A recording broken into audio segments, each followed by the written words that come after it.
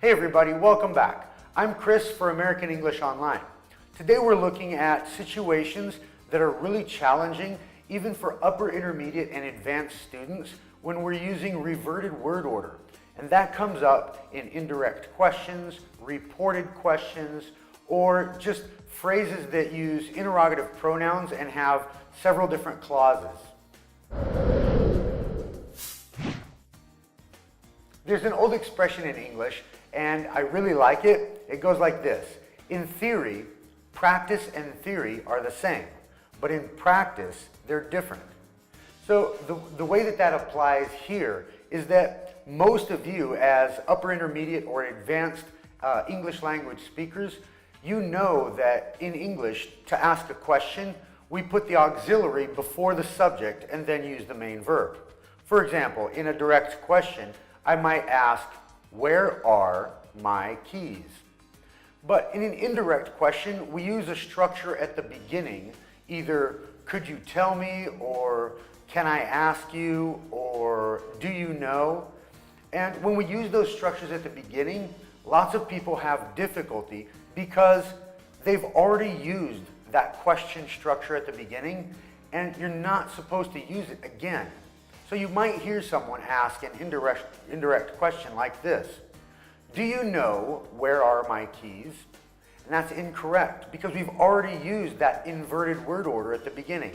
So, do you know where my keys are?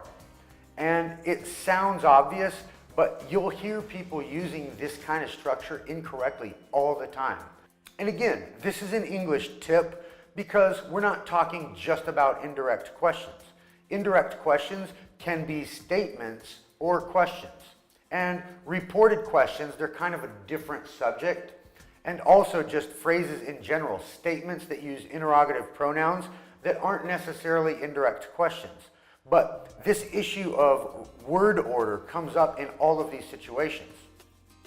So let's look at some examples of correctly constructed phrases in indirect questions and reported questions so you can get a little bit more practice hearing those. Here's another example of an incorrect indirect question. Do you know where is my car? Do you know where, what's the correct way? My car is.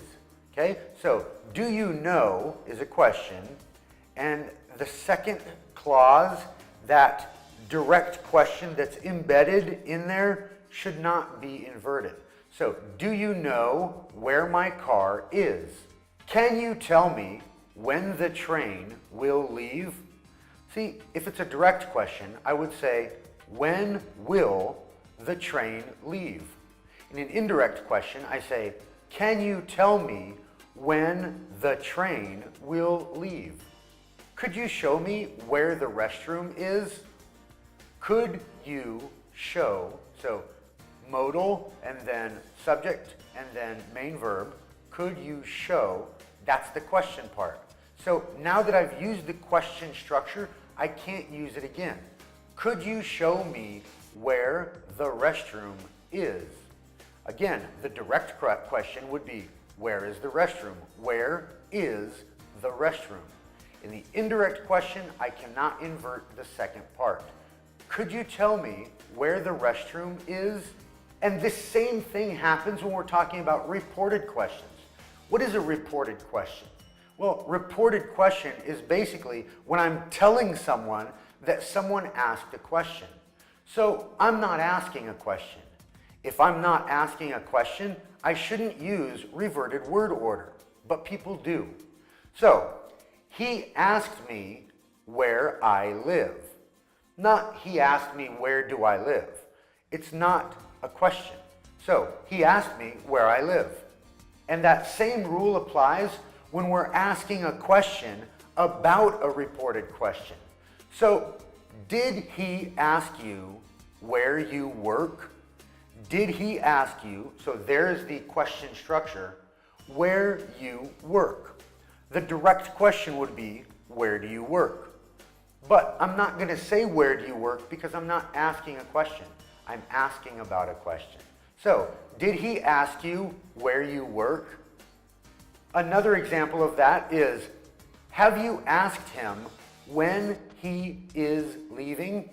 Not have you asked him when is he leaving? See, because then that's the question structure, and I've already used it.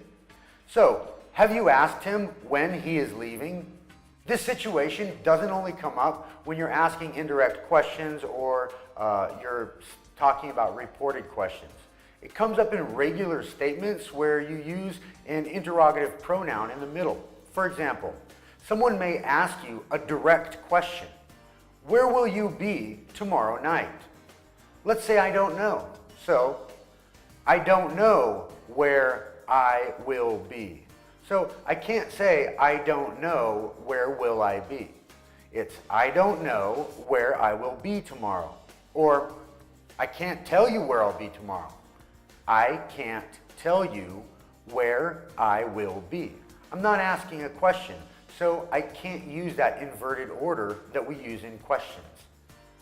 And like we said, in theory, practice is the same as theory. But in practice, lots of people, they make this mistake because they're not focusing on the fact that A, they're not asking a question, right? So in reported questions, I'm not asking a question. I'm telling you someone asked a question. Or in a response to an indirect question, I'm not asking a question. I'm answering one. And when I ask an indirect question, I use that question format at the beginning so I can't repeat it. Because in English, you don't use two question structures in the same phrase. And that's it. That's your tip on how to improve a very common but very overlooked part of English language. Most people, when they speak, they tend to focus on the content, which is great, which is correct, because I think we can all agree that communication is key.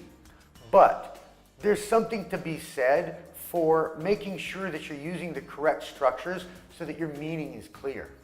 So let's try to focus on those structures and make sure that we're not using two question structures in the same phrase, and also that we're not using any question structures if we're not asking a question.